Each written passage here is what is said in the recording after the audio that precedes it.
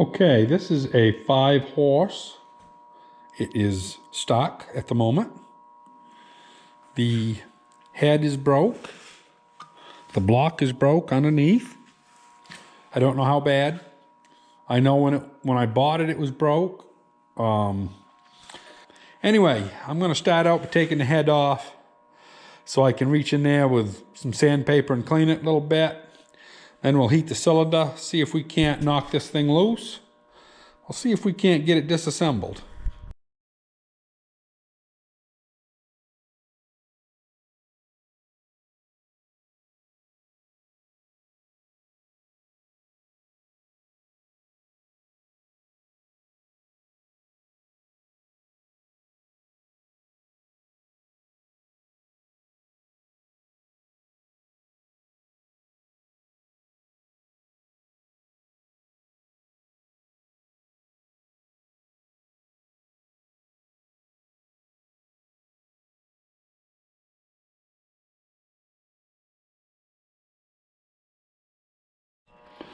Okay, that is extremely rusty. I'm gonna go get some real coarse sandpaper, and I'm gonna do a little bit of sanding off screen, and we'll bring you back and I'll show you what it looks like in a little bit. Okay, got quite a bit of the rust out. I don't know if it's enough to bring the piston forward or not, but we're gonna put some heat to her and find out. A lot of stuff came out of it.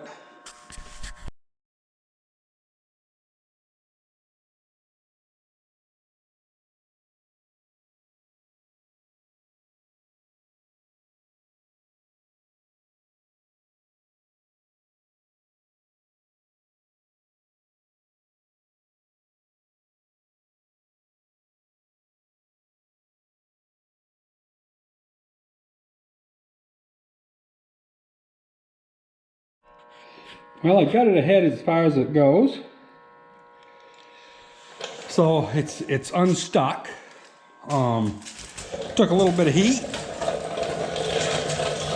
So now I got to get this back. There's a bunch of spooge right there and a bunch of rust right on the bottom. I think if I reach in there with my hand and get that, I think I can get it to turn all the way over. So it don't look that bad. I think we're gonna be able to save the cylinder. I've got a cylinder in the other room, a new sleeve. I don't know if it fits this one or not, but it fits a 5-horse T, I believe it is. Thermoil, and I think they might be the same, but I'll go check just for curiosity.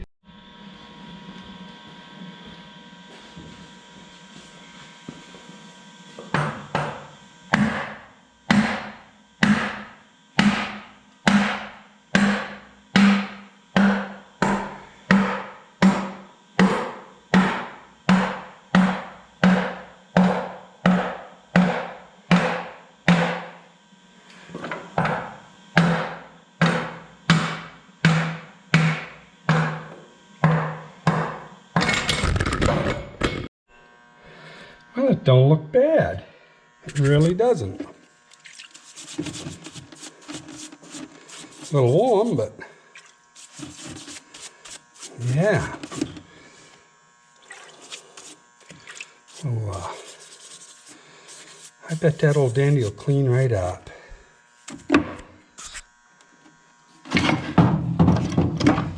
Yeah, it looks real good. Not a real lot of ring gap. A little bit extra, but nothing scares me too bad.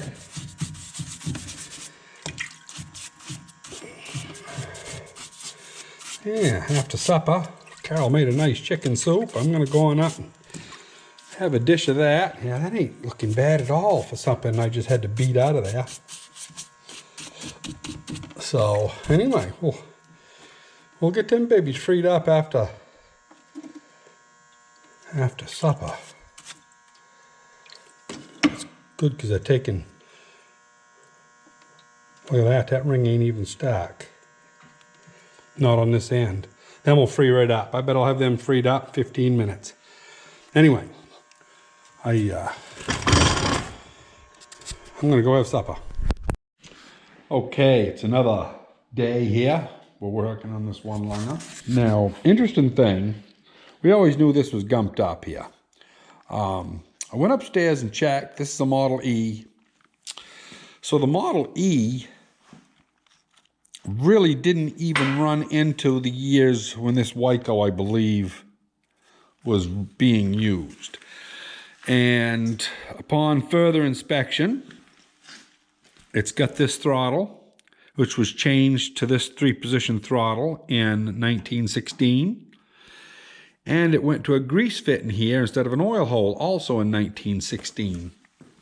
So that dates this to 1916 pretty much without a doubt, which was about 8 years before they came out with that box mag.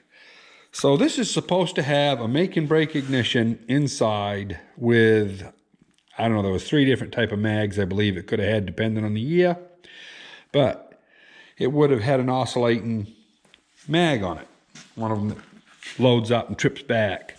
I don't even know if this is the right one for the type of mag that it would have had. This is something that doesn't belong as far as that trip. I know what it's supposed to have.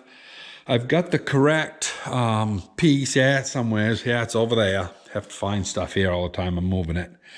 But basically what I'm going to do, I'm going to put on a later style ignition system, and I'll have to make the right piece. This here won't even be used because everything has to set out quite a ways to be able to trip that, because that mag is going to be out about 1.5 inches further than what it is now.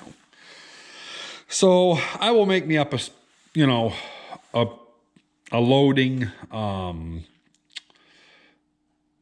well, it's a trip mechanism, but it loads up. In other words, it pushes the actual piece back about 1/4 inch, pretty near, maybe a little more, before it bottoms out. And then when it trips it, it has that extra push for that spring to unload, because these have to open fast.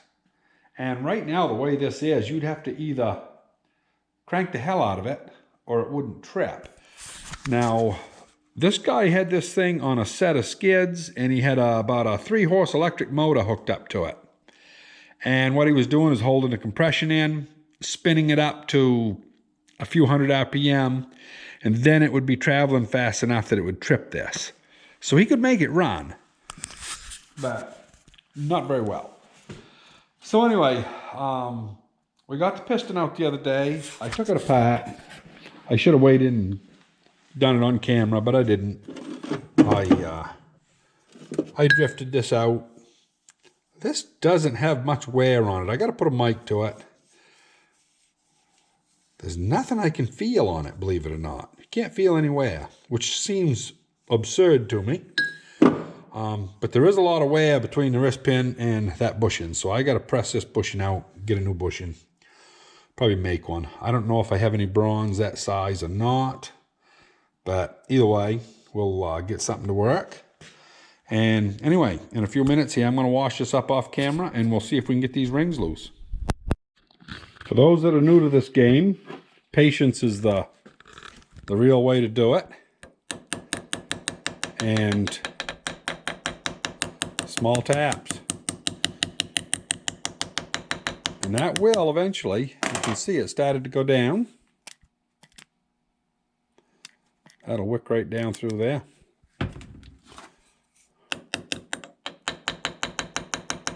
Sometimes it goes down, you can't get it to come back up, and if it does, you just got to put a screwdriver under it.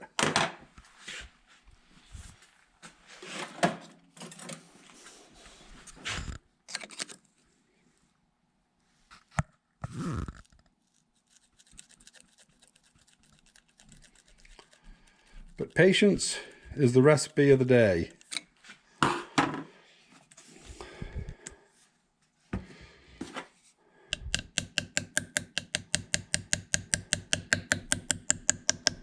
And I don't think you want to watch me do this for a half hour, because, like I say, it's a slow process. So I'll bring you back in a little while, show you my progress. As you can see from the heat, I just took my little Bernzomatic. Had this place right here, about 2 inches, I could not free up.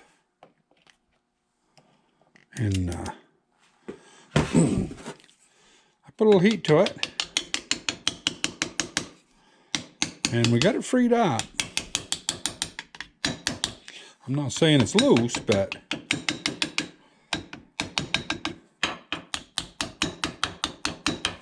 you can see it moves up.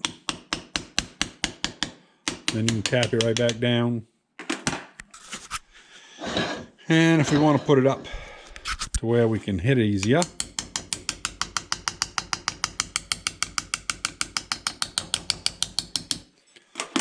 tell by the way that went down, came out on the other side. So I'll just work that back and forth. We'll get this one on, and then the next one's right there. We'll start on the next one. I've been about, I don't know, probably 25 minutes getting this off. So, patience. So I just pried that ring out, and I just put 3 strips of, well, these are old hose clamps and stuff. I just save them, because when the actual screw goes to hell, you just save the rest of it, and it, you know, serves another purpose. But a lot of crud in this, a lot of carbon. So good thing we're taking it completely apart. So anyway, let's see here if we can get this next one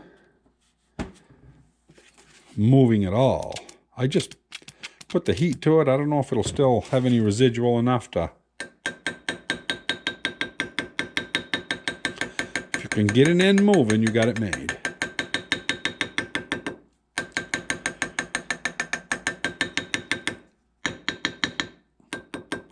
That sounds loose there at the end, but don't know if it is or not. Let's see what happens if we get, oh yeah, it's loose. Yeah.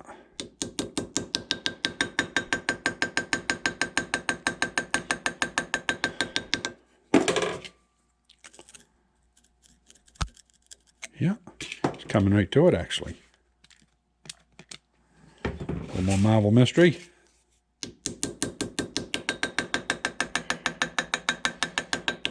Once you get an end so that it's loose enough it doesn't stick back down, that's when you can start making progress, because then you have some spring that you can tap onto.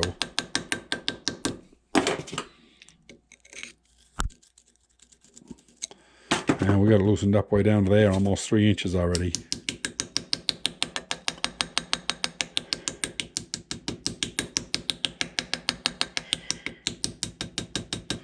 Notice now it's not sticking down. That's what you're after. But sometimes it doesn't hurt a bit to just give it a little more tension. Got to be careful though.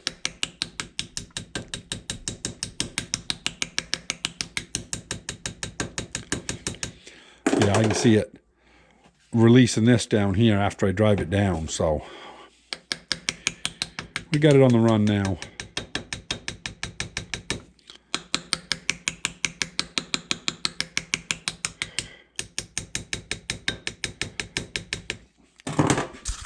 So anyway, yeah, we got it loose way down to here. So yeah, we're a quarter of the way around. I'll bring you back here when I get this one off. So this one here took almost 40 minutes, and I had to heat the piston twice, but we didn't break it yet. So I've slid the strips down in beside of it, and I just got a little ways more to go, but just so you'd have an idea of what I was doing. And then one more ring. So these are the old school rings that have been tapered, and that is why they're pinned. The modern ones that are the same thickness all the way around, you don't have to pin them. But these here, they're heavy on the bottom and running horizontally. Eventually, they all end up with a heavy weight on the bottom. So, consequently, they had to pin them. But, we got one more to do. It's still so hot, I can't hang on to it. But, well, I didn't show the last ring coming off, but I've got 3 rings. No broken ones. They are a little thin, but that's the way they were manufactured, you know.